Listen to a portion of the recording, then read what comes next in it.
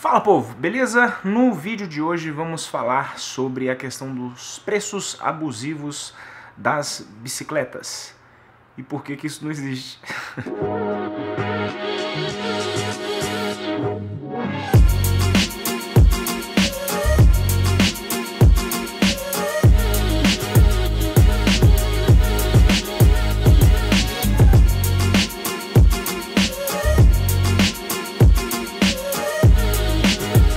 Antes de mais nada, só um recado rápido. Neste próximo final de semana, caso você assista isso em algum outro momento aí da história que não é nesse próximo final de semana, essa mensagem não tem absolutamente nada a ver com você, mas vai ter a Expo Motor lá em João Pessoa, que é uma feira de inovação para o setor de bikes, carros, caminhões, etc.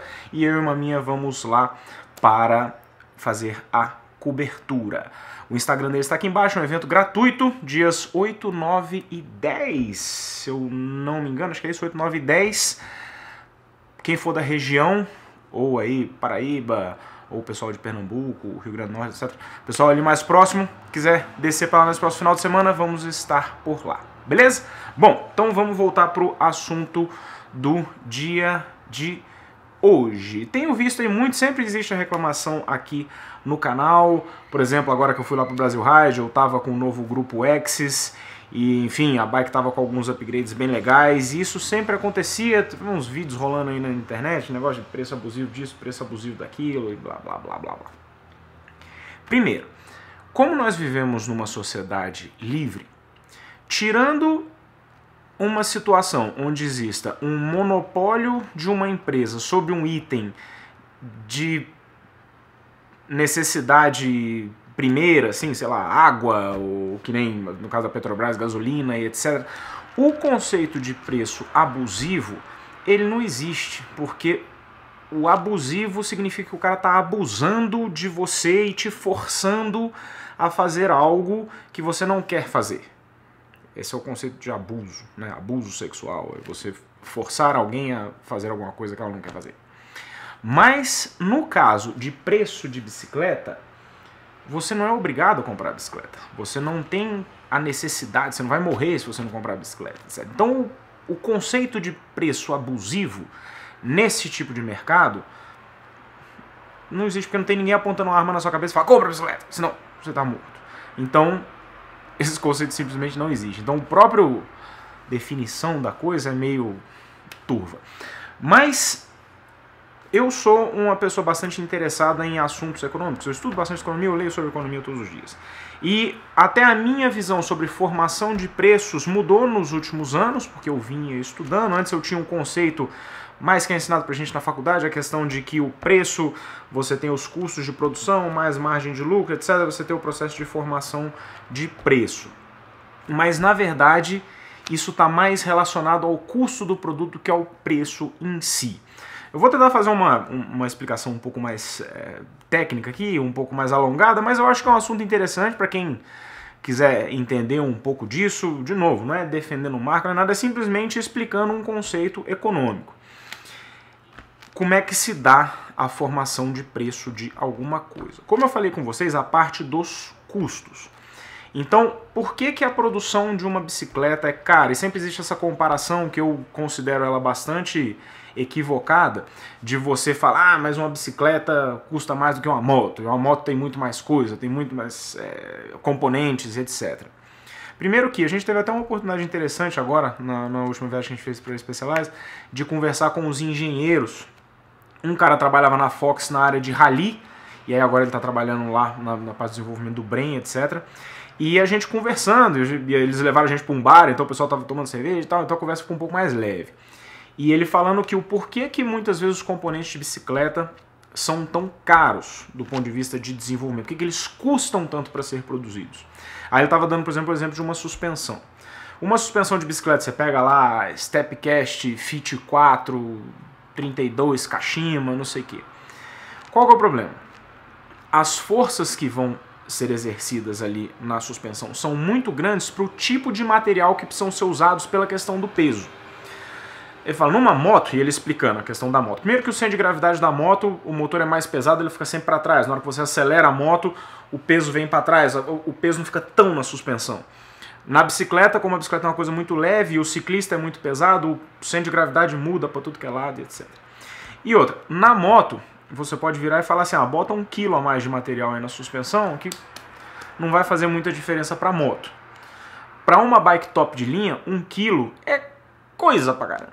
Então, o cara não tem essa liberdade. Então ele tem que trabalhar com materiais extremamente leves, muitas vezes materiais frágeis, ele tem que fazer um cálculo muito mais preciso. Ele estava falando que as brocas que tem que ser usadas para fazer os furos, porque o material às vezes é tão sensível que se o cara fizer um furo com uma broca que vai alargar um pouco, aquilo vai dar uma folga, etc. Então assim, pneus. O pneu, um pneu de carro, um pneu de moto, o cara bota um monte de borracha lá. Aqui são menos de 2 milímetros de espessura.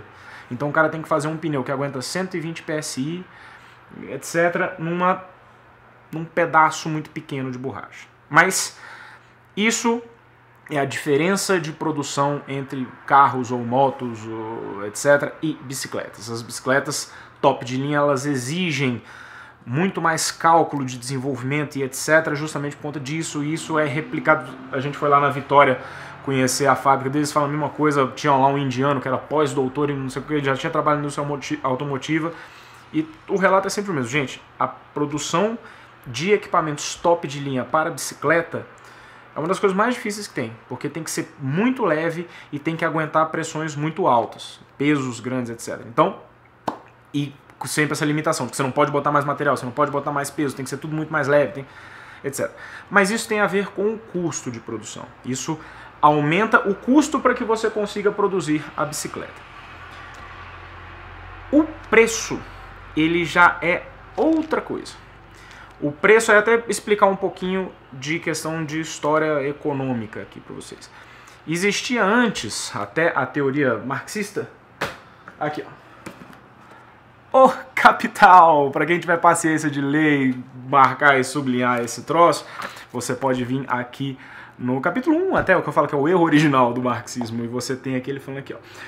O valor blá blá blá blá blá blá. Mas como medir a grandeza de seu valor, o valor de uma mercadoria que ele está falando aqui, por meio da quantidade de substância formadora de valor, isto é, a quantidade de trabalho contida nele.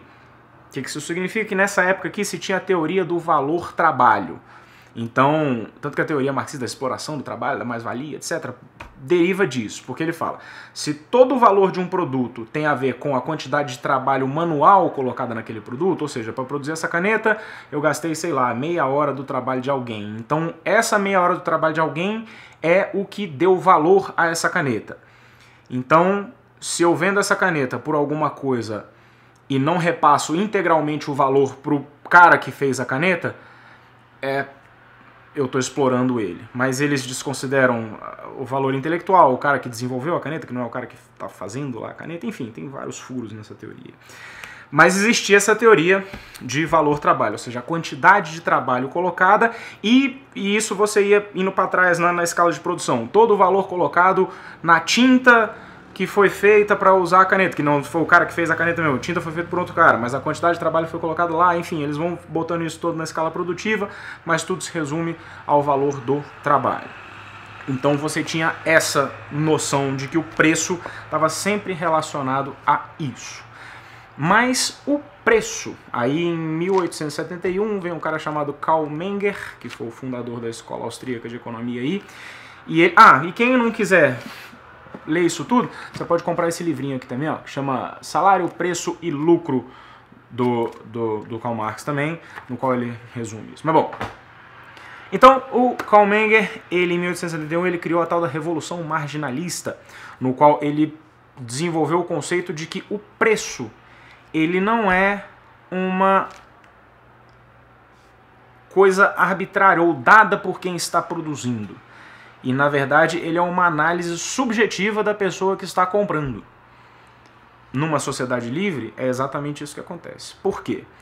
E isso é bem fácil de você pensar um exemplo com relação a isso. Se o cara tentar te vender uma lata de Coca-Cola gelada, você no ar-condicionado da sua casa, tudo certo e tal, você vai pagar ali R$3, R$4 no máximo. Se você estiver num deserto escaldante a 50 graus de temperatura e o cara tentar te vender uma lata de Coca-Cola por R$100 e você não tiver mais nada para vender, e se você não tiver mais nada para beber e você tiver os R$100, você vai dar os R$100 naquela coisa. Por quê? Naquele momento de análise subjetiva, a utilidade daquela Coca-Cola para você é muito maior do que a utilidade que ela tem na hora que você está dentro de casa, etc. Ou então se você pegar uma bicicleta que nem essa bicicleta aqui é a minha Amadone, se você entrar lá no site da coisa, ela custa lá R$40 mil. E ela tem um adesivinho aqui escrito Henrique Andrade, que eu coloquei.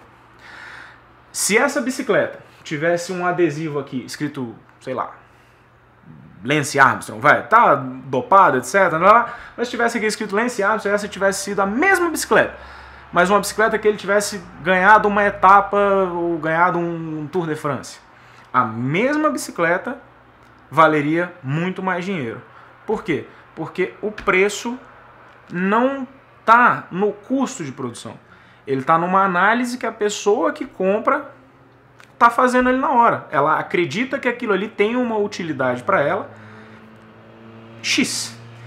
E a somatória desses X's de cada um, eu entendo uma utilidade de uma forma, uma minha entende uma utilidade de outra forma, enfim, as pessoas diferentes entendem essas utilidades de diferentes formas, e o preço que a marca coloca, ele tem que atingir isso.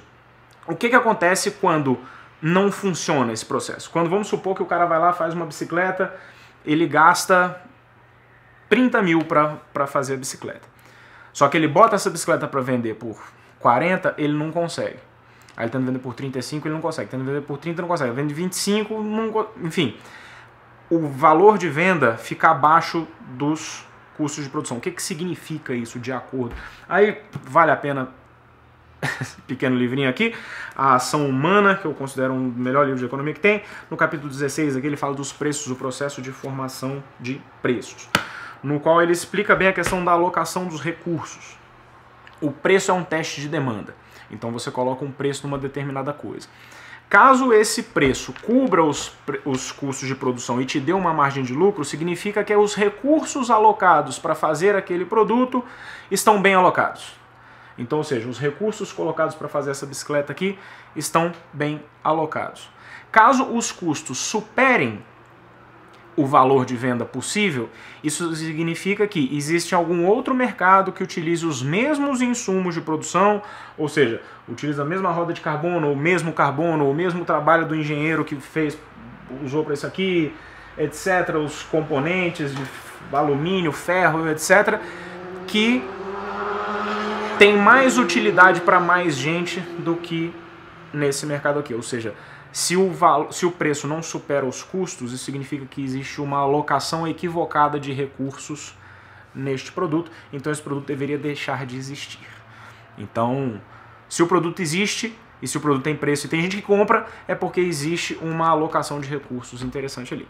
Ou seja, se existe uma quantidade suficiente de pessoas que paga o necessário para que a marca de bicicleta que desenvolveu essa bicicleta cubra os seus custos de produção e ainda tem uma margem de lucro satisfatória para quem está produzindo, isso significa que existe um equilíbrio aí de alocação de recursos, de vontade de quem está comprando e vontade de quem está oferecendo o produto. Ou seja, atingindo essa linha, não interessa o resto. Então quando o cara vem aqui nos comentários e diz, mas essa bicicleta está fora da realidade da maioria da população brasileira. Vocês têm que entender que isso não interessa. Você pode ir por discurso romântico, mas tinha que interessar, a marca tinha que fazer XYZ, blá blá blá, porque incentivar e tal, isso aqui. Só que no mundo real, isso não interessa, porque aquela quantidade que eles vendem já cobre os custos e já viabiliza a produção do produto e gera a quantidade de lucro que o cara quer. Agora, se você quer ser um autoritário e obrigar o cara da empresa a fazer o que você acha certo, aí esse é outro assunto. Mas que, se o cara produz uma quantidade, sei lá, ele precisa vender 1000 bicicletas dessa para pagar a produção dele e gerar uma margem de lucro. Ele vai lá e produz 1000. Se ele vendeu as 1000, não interessa, entendeu? Se mais gente não conseguiu comprar ou se mais gente não tem condição de comprar. Aí agora vem um próximo ponto, que é a questão do luxo. Isso eu tô lendo esse livrinho aqui, do mesmo autor aqui do Ludwig von Mises, esse aqui, que se chama Liberalismo. Opa, caiu. No qual ele fala da questão do luxo, e eu achei um troço muito interessante aqui, inclusive tem uma correlação bastante interessante com o ciclismo, no qual nós podemos dar o exemplo. Deixa eu ler um pedacinho aqui para vocês, espero que vocês não encham o saco. Bom, então, luxo, porque muita gente vem falar assim, ah, isso é coisa de luxo, isso é frescura, isso, enfim, não precisa ter, e blá blá blá, isso é uma coisa, um desperdício de dinheiro, na verdade as marcas deviam fazer coisas mais baratas, isso aí é só para X, só para quem é milionário, como se o mercado tivesse focado nisso e só nisso, né? Mas olha só que interessante essa parte aqui na página 60 do livro. Para formar um conceito correto do significado social do consumo de luxo, é necessário, acima de tudo, compreender que o conceito de luxo é inteiramente relativo. Luxo consiste num modo de vida de alguém que se coloca em total contraste com a grande massa de seus contemporâneos. Beleza?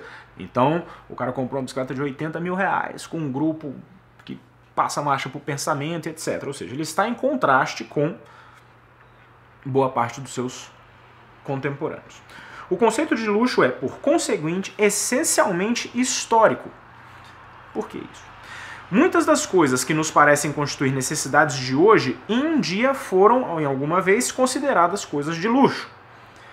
Quando na Idade Média uma senhora da aristocracia bizantina, casada com um doge veneziano, fazia uso de um objeto de ouro que poderia ser chamado de precursor do garfo, como hoje o conhecemos, ao invés de utilizar seus próprios dedos para alimentar-se, os venezianos considerariam um luxo ímpio e considerariam muito justo se essa senhora fosse acometida por uma terrível doença. Isso devia ser, assim supunham, uma punição bem merecida, vinda de Deus por essa extravagância antinatural. Ou seja, na Idade Média, você usar um garfo era praticamente um pecado mortal, porque era um luxo, era uma coisa absolutamente desnecessária, né? Há 2 ou 3 gerações se considerava um luxo ter um banheiro dentro de casa, mesmo na Inglaterra.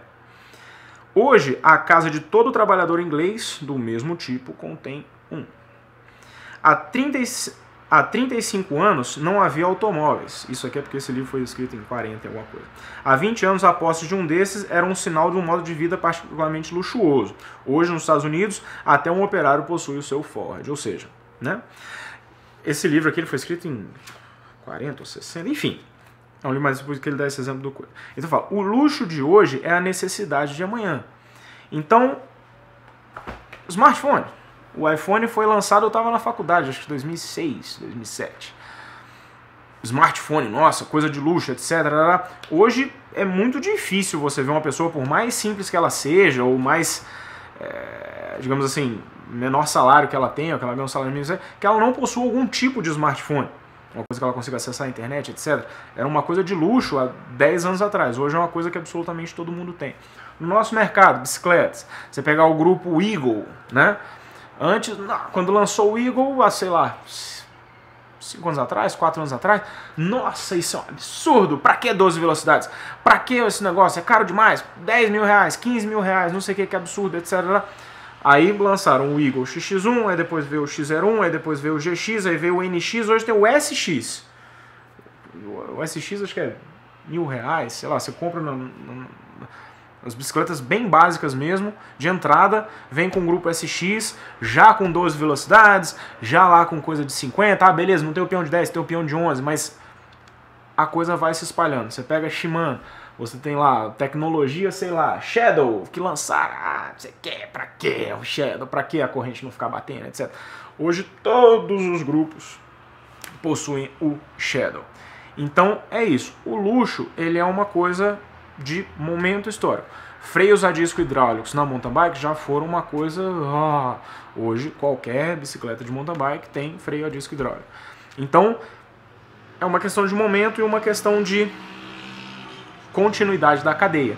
E é até um processo interessante, porque geralmente quando a coisa aparece lá no topo, quando a marca vira e fala, não, eu vou produzir quase que um protótipo, uma coisa experimental, então eu vou gastar muito dinheiro para produzir, vou produzir pouco e vou botar só os atletas para usarem, vou investir em marketing, vou vender para algumas pessoas. Isso funcionou, isso vai gerar uma vontade nas pessoas, digamos, essas pessoas que ainda não têm condição de comprar um grupo Eagle. Ah não, agora saiu o GX, puta, esse eu consigo, então vou lá e compro. Ah, saiu agora o NX, pô, agora eu consigo, vou lá e compro. Agora a Shimano lançou as alternativas, beleza, eu vou lá e compro. Então você tem uma alternativa cara primeiro, que ele não gera uma demanda, uma vontade, uma inveja, e aí depois quando vão lançando as outras coisas, você consegue ir comprando. Então, esse vídeo era mais ou menos para isso, para explicar alguns conceitos nesse sentido. Primeiro, preço abusivo não existe. Pare de ficar com raiva de coisas que não existem. Você não está obrigado a comprar nada. Formação de preço. Não existe uma imposição porque é uma análise subjetiva de quem está comprando. Então você precisa analisar a utilidade que aquilo ali tem para você, para que você compre, né? E essa questão de que o luxo é uma coisa desnecessária, na verdade não devia ter, que é um pecado, e, enfim, todas essas coisas, também não, porque querendo ou não, o luxo e tentar fornecer coisas para pessoas que têm maior poder aquisitivo e tal, acaba viabilizando o desenvolvimento de uma tecnologia que com o tempo ela vai se espalhando pela sociedade e vai atendendo a todo mundo, talvez não com a mesma qualidade do momento, etc., mas você acaba espalhando isso para todo mundo. Você tem exemplos disso, por exemplo, nos carros. O ABS veio da Fórmula 1, era um troço que só a Fórmula 1 usava. Hoje em dia qualquer carro aqui no Brasil é até obrigado a vir com ABS, né, etc. Então, enfim, você tem isso em todos os mercados, em tudo que a coisa começa no luxo e depois ela vem e se espalha pela sociedade com preços acessíveis para todo mundo. Então, são simplesmente conceitos econômicos. Então, às vezes, a ideia aqui de trazer um pouco disso, já que eu realmente estudo bastante sobre o assunto, digamos que é um hobby meu estudar sobre economia, trazer um pouco aqui essa visão para vocês. O intuito desse canal é compartilhar conhecimento, então espero que tenha alguma utilidade para vocês que vocês mudem um pouco a perspectiva aí com relação a como as coisas funcionam. Beleza? Espero que tenham gostado. Deixe aqui seus comentários de forma educada de preferência. Comentários mal educados serão sim bloqueados, tô nem aí, porque falta de educação é algo que não precisa, né? Então, é isso, galera. Deixa aqui os comentários respeitosos de vocês, façam as análises que vocês acharem interessantes. E é isso. Beijo pra todo mundo. Falou!